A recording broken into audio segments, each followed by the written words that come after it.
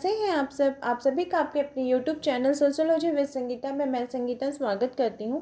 और इस चैनल के माध्यम से हम लोग सोशियोलॉजी के रिलेटेड क्वेश्चंस को देखते हैं, उसके थ्योरीज को देखते हैं। और ये जितने भी क्वेश्चन थ्योरीज रहते हैं ये हमारे यूपी पीजीटी एग्ज़ाम के लिए हमें इम्पॉर्टेंट है। साथ ही साथ यूजीसी नेट के भी एग्ज़ाम के आपको जितने भी कॉन्सेप्ट्स है उसको आप प्लेलिस्ट में जाकर दे सकते हैं। यूपी पीजीटी स्पेशल क्लास बोल कर पीजीटी का सिलेबस का सोशियोलॉजी का टॉपिक्स दिया हुआ है, आप उसे देख सकते हैं। और आज का जो क्लास है वो बीए फर्स्ट सेमेस्टर के सोशियोलॉजी को हम लोग देखेंगे कि यार ये जो क्लास है ये 250 क्वेश्चन सीरीज रहेगा क्वेश्चंस का, और जिसमें हम लोग 50 क्वेश्चन को कवर कर लिए थे। आप वो जाके वीडियो को देखिएगा। और आज हम लोग 51 क्वेश्चन से लेकर 100 क्वेश्चन को कवर करेंगे। तो चलिए क्लास को लेट ना करते हुए स्टार्ट करते हैं। और साथ ही साथ आप सभी से मेरी रिक्वेस्ट है कि अगर आपको क्लास हेल्पफुल लगे तो इसे अपने दोस्तों को भी शेयर करें तथा मेरे चैनल पर नए हो तो प्लीज़ सब्सक्राइब करें। तो आज का जो हमारा 51 क्वेश्चन है वो पूछा जा रहा है कि जब कुछ व्यक्ति अपने उद्देश्यों को पूरा करने के लिए एक नियमबद्ध संगठन का निर्माण करते हैं तो वो संगठन क्या कहलाता है। तो उस सब प्रकार के संगठन को समिति बोला जाता है। और देखिए जितने भी क्वेश्चन है ये एमसीक्यू टाइप्स के हैं, आपको एग्जाम में इसी प्रकार से क्वेश्चन पूछे जाएंगे। हम लोग यहाँ पे इसका डिटेल्स एक्सप्लेनेशन नहीं देख रहे हैं। 2000 क्वेश्चंस का जो सीरीज़ चल रहा है सोशियोलॉजी का, आप लोग उसको भी देखिए। उससे को देखने से भी आपको बहुत ही ज़्यादा हेल्पफुल रहेगा। हमारा क्वेश्चन नंबर 52 पूछा जा रहा है कि मॉडर्न सोशियोलॉजी नामक पुस्तक के लेखक कौन है। तो ये मॉडर्न सोशियोलॉजी जो पुस्तक ये गोल्डनर महोदय जी के द्वारा लिखी गई है। 53 क्वेश्चन पूछा जा रहा है कि फोकवेज नामक पुस्तक का प्रकाशन निम्न में से किस सन में हुआ था। तो 1907 में इसका प्रकाशन हुआ था। 54 क्वेश्चन पूछा जा रहा है कि सामाजिक नियमों के संग्रह को क्या बोला जाता है। तो सामाजिक नियमों के संग्रह को संस्था बोला जाता है। 55 क्वेश्चन पूछा जा रहा है कि संस्था के संबंध में कौन सा कथन सही है। तो संस्था जो है वे पीढ़ी दर पीढ़ी हस्तांतरित होती है। हमारा संस्कृति हमारा रीति रिवाज क्या होता है, पीढ़ी दर पीढ़ी हस्तांतरित हो रहा है। वीर स्ट्रीट महोदय जी ने जो बात की थी, यहाँ पे आपके क्वेश्चंस हैं। बोल रहा है कि 56 क्वेश्चन की मुख्य परिस्थिति की अवधारणा किस विद्वान द्वारा की गई थी। तो मुख्य परिस्थिति की जो अवधारणा है ये ईटी हिलर जी के द्वारा की गई थी। नेक्स्ट क्वेश्चन है कि परिस्थिति एवं भूमिका की अवधारणा संबंधित है। तो परिस्थिति एवं भूमिका की अवधारणा राल्फ लिल्टन जी के द्वारा की गई थी। नेक्स्ट क्वेश्चन है कि प्रदत्त परिस्थिति किस समाज का द्योतक है। तो प्रदत्त परिस्थिति जो ये बंद समाज का द्योतक है, क्योंकि हम लोग जिस समाज के अंतर्गत जिस परिवार के अंतर्गत जिस जाति के अंतर्गत जन्म लेते हैं हम उसी जाति उसी परिवार उसी समाज के कहलाते हैं। हम तो उसे किस लिए क्या कहा जाता है कि ये एक प्रकार की बंद परिस्थिति है। हमारा नेक्स्ट क्वेश्चन है कि व्यक्ति जो करता है उसी को हम भूमिका कहते हैं। हमारा काम हमारा जो क्रिया है, तो ये जो कथन है किनके द्वारा दिया गया है। तो ये आर्गमन एवं निमकॉफ जी के द्वारा किया गया है। नेक्स्ट क्वेश्चन है कि माता पिता की परिस्थिति किस प्रकार की परिस्थिति कही जाएगी। तो माता पिता की जो परिस्थिति है उसे विशिष्ट परिस्थिति के अंतर्गत रखा जाता है।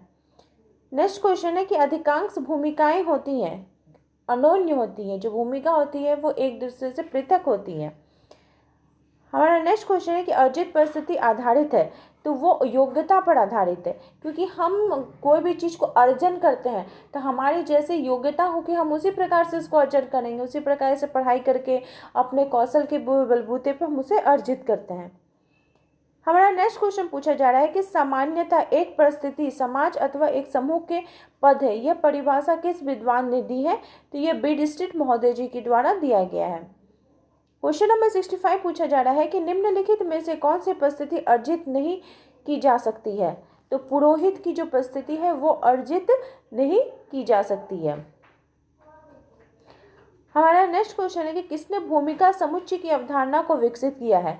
तो यह भूमिका समुच्चय की जो अवधारणा है मर्टन महोदय जी के द्वारा अर्जित किया गया है। हमारा नेक्स्ट क्वेश्चन है कि जाति एक बंद वर्ग यह कथन किस विद्वान के द्वारा दिया गया। तो मजूमदार एवं मदन जी के द्वारा बोला गया है कि जाति एक बंद वर्ग एक क्लोज्ड क्लास बोला गया, क्योंकि जो व्यक्ति जिस परिवार के अंतर्गत जन्म लेता है जिस जाति में जन्म लेता है उसके अंतर्गत कुछ प्रतिबंध होता है कि वो अपने जाति से बाहर का काम नहीं कर सकता है, विवाह नहीं कर सकता है, खान पान नहीं कर सकता है, इसलिए बोला गया कि जाति एक बंद वर्ग है। नेक्स्ट क्वेश्चन है कि भारत का सबसे प्राचीन वेद है। तो भारत का सबसे प्राचीन वेद ऋग्वेद को माना गया है। नेक्स्ट क्वेश्चन है कि स्तरीकरण समाज का उच्च तथा निम्न सामाजिक इकाइयों में किया गया समतल विभाजन है। और ये जो कथन है ये किनके द्वारा दिया गया है, तो ये रेमंड मूरे जी के द्वारा दिया गया है। नेक्स्ट क्वेश्चन है कि पश्चिमी समाजों में स्तरीकरण का आधार है क्या होता है, तो वहाँ पे वर्ग क्लास को देखा जाता है स्तरीकरण का, स्ट्रेटिफिकेशन का आधार। नेक्स्ट क्वेश्चन है कि जाति मार्ग है, तो जाति मार्ग जो होता है वो एक प्रकार का बंद होता है, क्योंकि जाति जो होता है उसमें आप जाति नहीं चेंज कर, आपका क्लास चेंज हो सकता है लेकिन आप जाति को, कास्ट को चेंज नहीं कर सकते हैं। हमारा नेक्स्ट क्वेश्चन है कि जाति में अनेक क्या होते हैं, तो उपजातियां भी होती हैं। जाति के अंतर्गत आपको बहुत सारी उपजातियां देखने को मिलेंगी। हमारा नेक्स्ट क्वेश्चन है कि सोरोकिन तथा वेबर ने स्तरीकरण के किन आधारों पर उल्लेख किया है, तो स्तरीकरण के जो उपरोक्त तीनों आधार इसके बारे में बात की गई है। हमारा नेक्स्ट क्वेश्चन है कि वंशानुक्रम मानव जीवन को प्रभावित करता है, तो मानसिक गुणों के विकास में ये प्रभावित करता है। हमारा नेक्स्ट क्वेश्चन पूछा जा रहा है कि माता पिता द्वारा अपने संतान में कतिपय गुणों को हस्तांतरित करने को ही वंशानुक्रम कहते हैं। ये किनके द्वारा बोला गया है, तो ये वेंडिक्ट महोदय जी के द्वारा बोला गया है। हमारा नेक्स्ट क्वेश्चन है कि मनुष्य मनुष्य को जन्म देता है, यह बात किस सिद्धांत में कही गई है, तो ये मूल जीवाणु तत्व की निरंतरता का सिद्धांत में ये बात कही गई है। हमारा नेक्स्ट क्वेश्चन है कि हेरिडिटरी जीनियस ये जो पुस्तक है ये किनके द्वारा दी गई है, तो यह फ्रांसिस गाल्टन जी के द्वारा दी गई है। हमारा नेक्स्ट क्वेश्चन पूछा जा रहा है कि प्रजातियों का अध्ययन करने वाले विद्वान का नाम क्या था, तो क्लीनबर्ग नाम था। हमारा नेक्स्ट क्वेश्चन पूछा जा रहा है कि पर्यावरण वो सब कुछ जो मनुष्य के चारों ओर से घेरे हुए है, ये जो कथन है किनके द्वारा है, यानी बोला गया कि पर्यावरण क्या है, वो सब कुछ है जो मनुष्य को क्या कह रहा है, चारों ओर से घिरे हुए है, तो ये गिन्सबर्ग जी के द्वारा बोला गया है। हमारा नेक्स्ट क्वेश्चन है कि भौगोलिक पर्यावरण को दो भागों में विभाजित किया गया है, वे कौन कौन से हैं, तो वो नियंत्रित और अनियंत्रित। हमारा नेक्स्ट क्वेश्चन है कि भौगोलिक पर्यावरण मानव जीवन को प्रभावित करता है, तो भौगोलिक पर्यावरण जो है ये प्रत्यक्ष तथा अप्रत्यक्ष दोनों रूपों से मनुष्य को प्रभावित करता है।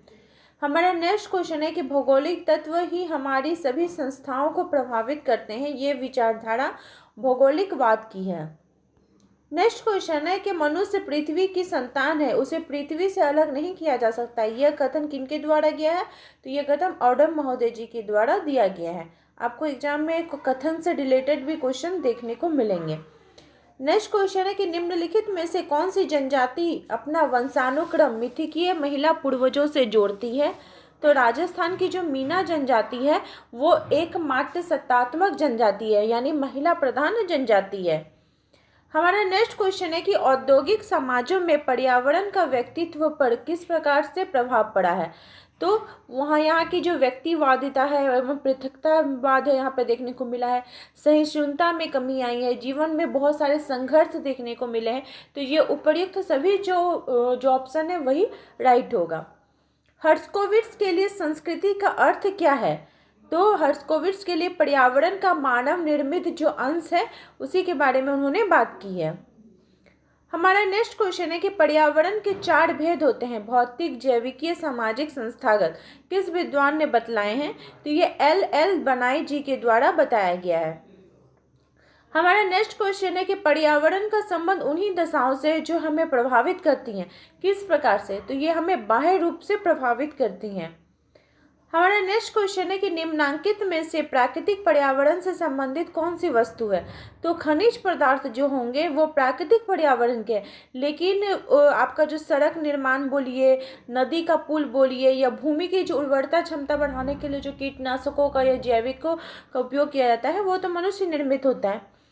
90 नंबर क्वेश्चन बोला जा रहा है कि निम्नलिखित में से किसे भौगोलिक निर्णायकवादी के रूप में जाना जाता है, तो इंडिक्टिन महोदय जी के जो थे उन्होंने इसके बारे में बात की थी। हमारा नेक्स्ट क्वेश्चन है कि समाज की वृद्धि के साथ भौगोलिक पर्यावरण की क्या दशा होती है, तो वृद्धि के साथ जो भौगोलिक पर्यावरण है ये घटता जाता है। हमारा नेक्स्ट क्वेश्चन है कि निम्नांकित में से कौन सा भौगोलिक निर्णायकवादी नहीं है, तो ये इंडिक्टिन महोदय जी के द्वारा ही बोला गया है, यह निर्णायकवादी नहीं है। हमारा नेक्स्ट क्वेश्चन है कि पर्यावरण पशु जीवन को प्रभावित करता है जबकि मनुष्य पर्यावरण को, यह कथन लेस्टर वार्ड जी के द्वारा दिया गया है। हमारा नेक्स्ट क्वेश्चन है कि निम्नलिखित में से कितने संपूर्ण सामाजिक विरासत को सांस्कृतिक पर्यावरण का नाम दिया गया है। तो ये जो कथन है ये मैकाइवर तथा पेज जी के द्वारा दिया गया है। हमारा नेक्स्ट क्वेश्चन है कि मानव के सामाजिक जीवन में जैविकीय अनुकूलन का महत्व अधिक होता है। ये कैसा कथन है। तो ये जो कथन है यह असत्य कथन है, गलत कथन है। हमारा नेक्स्ट क्वेश्चन है कि निम्नलिखित तथ्यों का कौन सा समूह सांस्कृतिक पर्यावरण से संबंधित माना जाएगा। तो कानून, विश्वास और नैतिक नियम जो है वह पर्यावरण से संबंधित आपका माना जाएगा। हमारा नेक्स्ट क्वेश्चन है कि किस विचारक का मानना है कि मानव के संपूर्ण पर्यावरण में मनुष्यकृत पर्यावरण को घटा देने से प्राकृतिक पर्यावरण उसे कहा जाता है। तो ये जो कथन है ये सोलोगन महोदय जी के द्वारा दिया गया है। हमारा नेक्स्ट क्वेश्चन है कि निम्नलिखित में से किस विशेषता को प्राकृतिक पर्यावरण से संबंधित कहा जाएगा। तो मानव से अप्रभावित। हमारा नेक्स्ट क्वेश्चन है कि निम्नलिखित में से कौन सा व्यक्तित्व का आधार है। तो ये चारों जो ऑप्शन है, तीनों ऑप्शन ही सही है, इसलिए ऑप्शन नंबर 4 राइट हो जाएगा। आज का हमारा लास्ट क्वेश्चन है कि निम्नलिखित में से कौन सा व्यक्तित्व का प्राणी शास्त्रीय आधार है। तो ये चारों ऑप्शन जो है उसमें से आपका जो 4th ऑप्शन है वो राइट हो जाएगा, क्योंकि व्यक्तित्व का जो प्राणी शास्त्रीय आधार है वो स्वास्थ्य, स्नायुमंडल और बुद्धि, ये तीनों ही होते हैं। तो आई होप आपको आज की क्वेश्चंस की सीरीज हेल्पफुल रही होगी। इसी प्रकार से मेरे चैनल के साथ बने रहने के लिए आप सभी का धन्यवाद।